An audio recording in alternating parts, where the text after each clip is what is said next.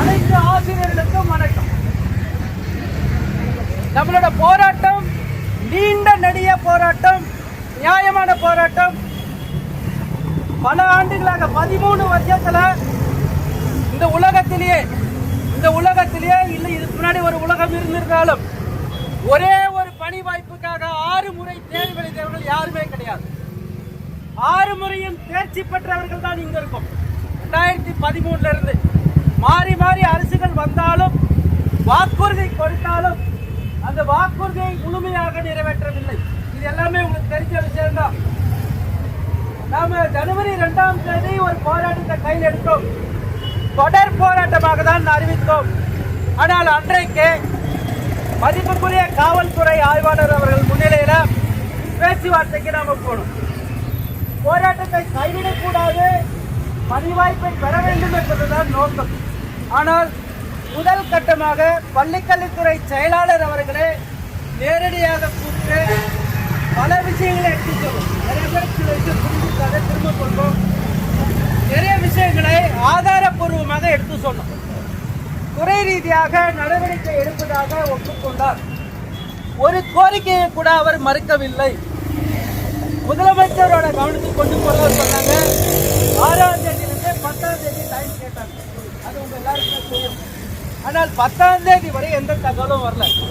11ஆம் தேதி காலையில செக்ரட்டரியேட் ஆபீஸ்ல இருந்து உங்களோட கோரிக்கையை பள்ளிக்கல்வித்துறை இயக்குநரகத்திலிருந்து பள்ளிக்கல்வித்துறை அமைச்சகத்துக்கு நாங்கள் ரிப்போர்ட் பண்ணிட்டோம்.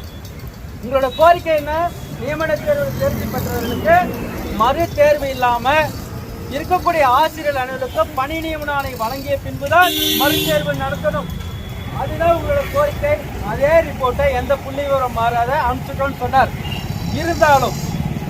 இருந்தாலும் இன்னைக்கு இருக்கக்கூடிய சூழல் என்னன்னா, போராட்டத்தின் அடிப்படையில தான் சில சக்சஸ் கிடைக்குது. அதனால போராட்டம் தான் முடிவுன்னு இல்லை.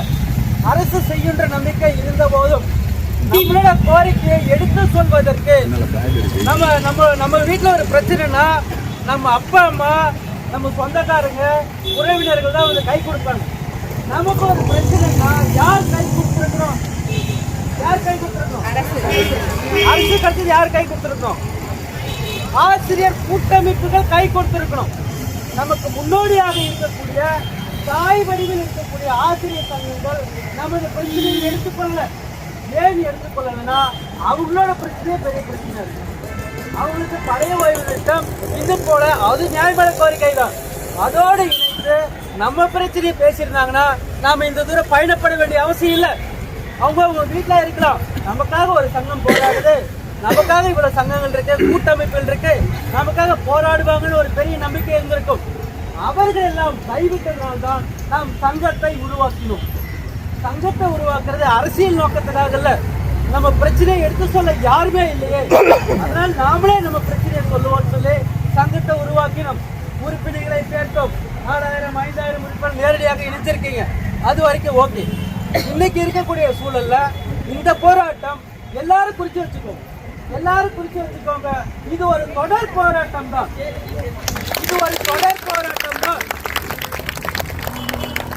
பொதுவான ஒரு விஷயம் இருக்கு. காவல்துறை உங்கள் நண்பன் சொல்லுவாங்க. அது 100% உண்மை.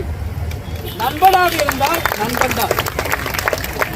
அவர்கள் சொல்லக்கூடிய விஷயங்கள் நியாயமான முறையில் நாம் அடுத்த கட்ட போராட்டத்திற்கு வாய்ப்பு அளிக்கும் விதமாக எடுத்து கூறியதால் பல வழிமுறைகளை சொல்லியிருக்காங்க.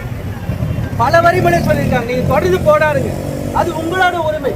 இந்த பிரச்சனை நீங்க தான் பேசணும், அதற்கு நாங்கள் தடையே இல்லைன்னு சொல்லிட்டு காவல்துறை நண்பரை போல ஒத்துழைப்பு வழங்கியிருக்கிறார்.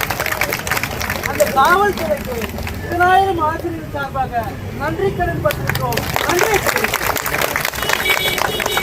இன்னைக்கு சென்னையில் இருக்கக்கூடிய முக்கியமான பல்வேறு பிரச்சனைகள் இருக்கு. காணும் பொங்கல் மெரினால போயிட்டு இருக்கு. பல ஆசிரியர் சங்கங்கள் வந்து போராடிக்கிட்டு இருக்காங்க.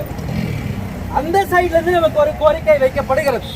உங்களோட போராட்டத்துக்கு நாங்கள் தடையில்லை, தொடர்ந்து நீங்கள் போராடுங்கள், அது உங்களோட உரிமை.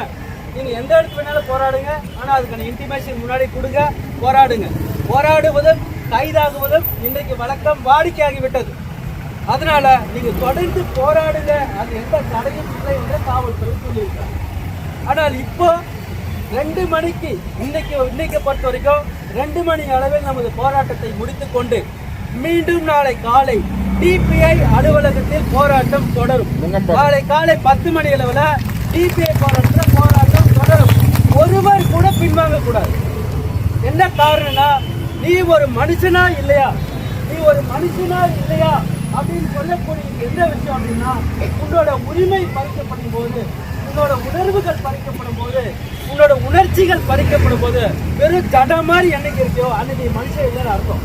ஆனால் இவ்வளவு தேர்வு எழுதி, இத்தனை தேர்வு எழுதி தகுதியை நிறுத்திட்டு உங்களோட உரிமையை நீங்க விட்டு கொடுத்து இன்னைக்கு ஒரு நாள் காட்சி பொருளாக நிறுத்தி பின்னர் உங்க வீட்டுக்கு திரும்பினீங்கன்னா திருமையில் போன்ற வாய்ப்பு அமையாது, திருமையில் போன்ற சூழல் அமையாது. உங்கள் எதிர்காலம் இன்றோடு முடியும். நீங்களாம் படித்த புத்தடிமைகளாக ஏதாவது ஒரு தனியார் துறையில் தான் நீங்க வேலை செய்யும். எனவே தொடர்ந்து இந்த போராட்டம் ஒரு வெற்றி போராட்டமாக மாற வேண்டும். உங்களுக்கான அரசாணை பெற வேண்டும் எனில் நீங்கள் தொடர்ந்து போராட்ட களத்தில் இருக்க வேண்டும். மதிப்புக்குரிய காவல்துறை ஆய்வாளர் அவர்கள் இப்ப என்ன சொல்லியிருக்காங்கன்னா, 2 மணிக்கு இந்த போராட்டத்தை முடித்துக் கொண்டு ஏசி அலுவலகத்துக்கு வாங்க. ஏசி அலுவலகத்துக்கு வந்து நான் கேட்டேன் சார், போன முறை அதிகாரிகளை பலமுறை நாங்கள் சந்திச்சிட்டோம். பள்ளிக்கல்வித்துறை இயக்குநரை 7 முறை சந்திச்சிருக்கேன். நியாயமான கோரிக்கை தான் சொல்லியிருக்காரு. பள்ளிக்கல்வித்துறை செயலாளர் அவர்களை 3 முறை சந்திருக்கேன். இந்த 1 வருஷத்துல அமைச்சரை சந்தித்ததுக்கான எண்ணிக்கையே கிடையாது. எல்லாருக்கும் தெரியும், சந்திக்காத அமைச்சர் கிடையாது. முதலமைச்சர் முதற்கொண்டு எல்லாத்தையும் பார்த்துட்டோம். ஆனால் மாண்புமிகு டிசி அவர்கள் எங்களோட அலுவலகத்துக்கு வாங்க, உங்க பிரச்சனையை சொல்லுங்க, அமைச்சர்கிட்ட இது குறித்து பேச்சுவார்த்தைக்கு நான் ஏற்பாடு செய்கிறேன் என்று சொன்னதின் காரணத்தின் அடிப்படையாக இந்த கூட்டத்தை நான் ஏதோ கடந்து போவேன் அப்படின்னு சொல்றேன். தொடர்ந்து பயணிக்கணும்னா உங்க உடல்நிலைப்பு தேவை. உங்களுக்கு ஒரு ரெஸ்ட், அந்த ரெஸ்ட்டா இந்த 2 மணி நேரத்தை எடுத்துக்கோங்க. ஒன்னும் இப்ப கைது பண்ணா என்ன ஆகும், எங்கேயாவது ஒரு இடத்துல அடைப்பாங்க, 5 மணிக்கு முடிவிப்பாங்க. அதற்குள்ள நீங்க என்ன பண்ணலாம்னா இந்த 3 மணி நேரத்தை உணவை எடுத்துக்கோங்க. உங்களுக்கான தங்குமிட வசதிகள்லாம் அதுக்கு பின்னாடி நம்ம பேசிப்போம். அதுக்கான வாய்ப்புகள் இருக்கு. ஒரே இடத்துல நீங்க இருக்கணும், எங்க பிரிஞ்சு போகக்கூடாது. வீட்டுக்கு போலான்ற நினைப்பு இருந்துச்சுன்னா வேலை போயிருச்சுன்னு நினைச்சு போயிடுங்க. வேலை வேணான்றவங்க வீட்டுக்கு போகலாம். உங்களுக்கு வேலை வேணாம், உங்களுக்கு பணி நியமனம் வேணாம், அப்படி ஒரு ஜீவோவே எனக்கு வேணாம்னா மீண்டும் ஒரு தற்காலிகமாக எங்கேயோ போய் ஒரு அடிமை வாழ்க்கையை நீங்க வாழ வேண்டும் என வாழ்த்துகிறேன். இல்ல நான் தேர்வு தான் எழுதுறேன்னா 2045 சுடுகாட்டுல வந்து தேர்வு வைப்பாங்க, எழுதிக்கோங்க. வயசாகி போச்சு, டைரக்டா சுடுகாடு தான் இருக்கக்கூடிய வாய்ப்பு. இன்னொரு தேர்வு நடக்காது. இன்னொரு தேர்வு நடந்தாலும் இப்ப நடக்காது, ஒரு 5 வருடம் கழிச்சு நடக்கும். எடுத்துக்காட்டு 2022 தகுதி தேர்வு நடந்தது. எந்த வருஷம் கழிச்சு நியமன தேர்வு வச்சாங்க? எப்ப அப்பாயின்மெண்ட் வாங்கினாங்க? 4 வருஷம் ஆயிடுச்சு. மீண்டும் இந்த ஆட்சி இந்த தேர்தல் வரணும்னா 1 வருஷம் ஆயிடும். அந்த செட்டப்லாம் முடியறதுக்கு திரும்ப ஒரு எக்ஸாம் வச்சு திரும்ப ஒரு நியமனத்தை 4 வருஷம் ஆயிடும். எக்ஸ்பிரே ஆயிடுவோம். எழுதப்பட்ட எக்ஸ்பிரே. நான் சொல்லக்கூடிய விஷயத்த சொல்லியாச்சு. தெளிவா நல்லா புரிஞ்சுக்கோங்க. கூட்டம் ரொம்ப முக்கியம். நான் யாரையும் பயன்படுத்துறதுக்காக இல்ல. உங்க உரிமையை மீட்டெடுக்கணும்னா, உங்க பிரச்சனை நீங்க சொல்லணும்னா நீங்க தான் பேசணும். உங்களுக்காக வேற யாரும் பேச வரமாட்டாங்க. என்ன நானே கூட வரமாட்டேன். தொடர்ந்து ஒத்துழைப்பு இல்லைன்னா மிகப்பெரிய கடினமான சூழலுக்கு நம்ம தள்ளப்படுவோம். இன்னைக்கு இருக்கக்கூடிய சூழல், பொலிட்டிக்கல் சிச்சுவேஷன் உங்களுக்கு எல்லாருக்குமே தெரியும். இந்த வாய்ப்பை பயன்படுத்திக் கொண்டு தொடர்ந்து நாம போராடுவோம், வாகை சூடுவோம், வெற்றி பெறுவோம். எல்லாரும் ரொம்ப சேஃபா இங்கிருந்து அந்த இடத்துல கிராஸ் பண்றதுக்கு ஒரு டைமிங் கொடுப்பாங்க. அந்த இடத்துல கிராஸ் பண்ணிக்கலாம். அடுத்ததான் தங்கக்கூடிய விஷயங்கள் சொல்லுவாங்க. எங்கெங்கெல்லாம் ஆல்ரெடி சொல்லியிருக்கு. உங்களுக்கு எவ்வளோ கையில் பணம் இருக்கோ, எங்கெங்கெல்லாம் பற்றி இன்ஸ்ட்ரக்ஷன் சொல்லுவாங்க. அது பண்ணி ஃபாலோ பண்ணிக்கலாம்.